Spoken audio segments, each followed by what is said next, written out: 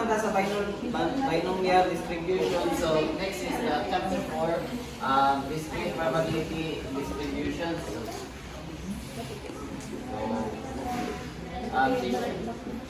Section 4.3 objectives.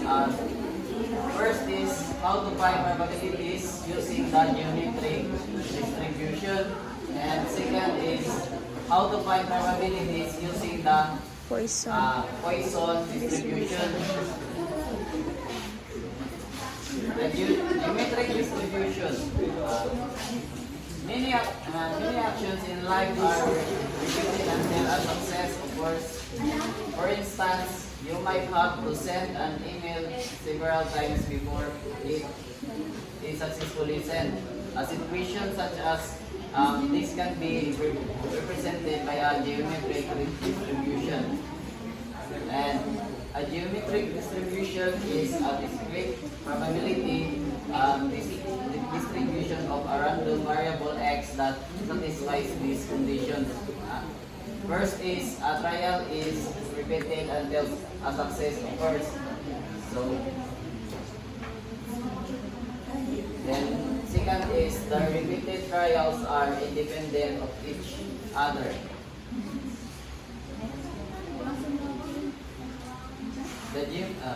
Third is the probability of success is P. So muna siya P.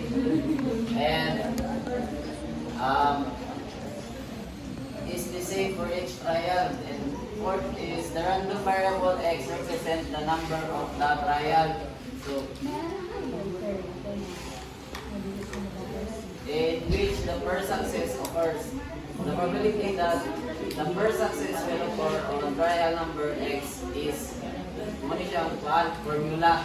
Then where kining q is equal to 1 minus p. Pareha ganiya, diba? Yes.